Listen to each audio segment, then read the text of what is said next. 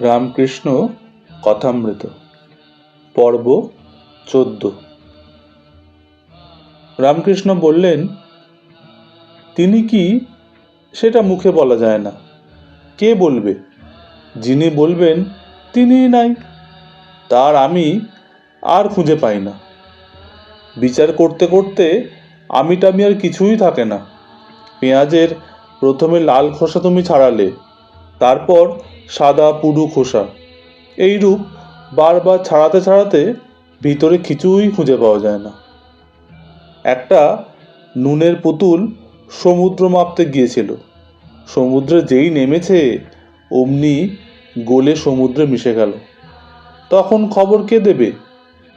পূর্ণ জ্ঞান হলে মানুষ চুপ করে যায়। তখন আমিরূপ নুনের পুতুল সচ্চিদানন্দরূপ সাগরে গলে এক হয়ে যায়, আর একটুও ভেদবুদ্ধি থাকে না।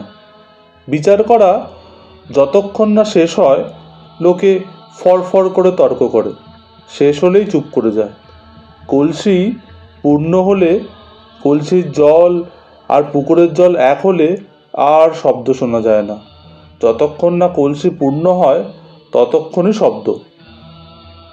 একজন ব্রাহ্মভক্ত জিজ্ঞেস করলেন, মহাশয়, ঈশ্বরকে কি দেখা যায়? যদি দেখা যায় দেখতে পাই না কেন? রামকৃষ্ণ বললেন, হ্যাঁ, অবশ্যই দেখা যায়। সাকার রূপে দেখা যায়, আবার অরূপেও দেখা যায়। তা তোমায় বোঝাবো কেমন করে? ব্রাহ্মভক্ত বললেন, কি উপায় দেখা যেতে পারে? শ্রীরামকৃষ্ণ বললেন, তার জন্য ব্যাকুল হয়ে কাঁদতে পারো? যতক্ষণ ছেলে চুষি নিয়ে ভুলে থাকে, মা রান্নাবান্না বাড়ির সব কাজ করে। ছেলের যখন চুষি আর ভালো লাগে না, চুষি ফেলে চিৎকার করে কাঁদে, তখন মা ভাতের হাঁড়ি নামিয়ে দুধ দাঁড় করে এসে ছেলেকে কোলে নেয়। ব্রহ্মভক্ত বললেন, মহাশয়, ঈশ্বরের স্বরূপ নিয়ে এত মত কেন? কেউ বলে সাকার, কেউ বলে নিরাকার, আবার সাকারবাদীদের কাছে নানা রূপের কথা শুনতে পাই। এত গণ্ডগোল কেন? শ্রীরামকৃষ্ণ বললেন, যে ভক্ত যে রূপে দেখে সে সেই রূপই মনে করে। বাস্তবিক কোনো গণ্ডগোল নেই। তাকে কোনো রকমে যদি একবার লাভ করতে পারা যায় তাহলে তিনিই সব বুঝিয়ে দেবেন। সে পাড়াতেই গেলে না সব খবর পাবে কেমন করে? একটা গল্প শোনো। এই বলে রামকৃষ্ণ শুরু করলেন। একজন লোক পায়খানায় গিয়েছিল। সে দেখলো গাছের ওপর একটা জানোয়ার রয়েছে। সে এসে একজনকে বলল, দেখ, অমুক গাছে একটা সুন্দর লাল রঙের জানোয়ার দেখে এলাম। লোকটি উত্তর করলে, আমি যখন পায়খানায় গিয়েছিলাম আমিও তো দেখেছি। তা সে তো রং লাল নয়, তো সে তো সবুজ রঙের। আর একজন বলল, না না না, আমিও দেখেছি হলদে। এইরূপে আরও কেউ কেউ বলল, না সাদা। কেউ বলল বেগুনি, কেউ বলল নীল, ইত্যাদি। শেষে ঝগড়া। তখন তারা গাছতলায় গিয়ে দেখে একজন লোক সেখানে বসে আছে। তাকে জিজ্ঞাসা করাতে সে বলল, আমি এই গাছতলাতেই থাকি। আমি সেই জানোয়ারটিকে বেশ জানি। তোমরা যা যা বলছো সবই সত্যি। সে কখনো লাল, কখনো সবুজ, কখনো হলদে, কখনো নীল, আরও সব কত কি হয়। সে আসলে গিরগিটি, বহুরূপী। গল্প শেষ করে রামকৃষ্ণ বললেন, অর্থাৎ যে ব্যক্তি সদা ঈশ্বর চিন্তা করে সে জানতে পারে তার স্বরূপ কী। সেই ব্যক্তিই জানে যে তিনি নানা রূপে দেখা দেন, নানাভাবে দেখা দেন। তিনি সগুণ, আবার তিনি নির্গুণ। যে গাছতলায় থাকে সেই জানে বহুরূপীর নানা রং, আবার কখনো কখনো কোনো রঙই থাকে না। অন্য লোক কেবল তর্ক ঝগড়া করে কষ্ট পায়। কবির বলতো, নিরাকার আমার বাপ, সাকার আমার মা। ভক্ত যে রূপটি ভালোবাসে সেই রূপেই তিনি দেখা দেন। তিনি যে ভক্ত বৎসল। পুরাণে আছে, বীর ভক্ত হনুমানের জন্য তিনি রাম রূপ ধারণ করেছিলেন। রামকৃষ্ণ বলে চললেন, দূরে বলে সূর্য ছোট দেখায়, কাছে যাও তখন এত বৃহৎ দেখাবে যে ধারণা করতে পারবে না। আবার কালীরূপ শ্যামবর্ণ কেন? সেও দূরে বলে। যেমন দিঘির জল দূরে, তাই সবুজ, নীল বা কালো বর্ণ দেখায়। কাছে গিয়ে হাতে করে তুলে নিয়ে দেখো, কোনো রঙই নেই।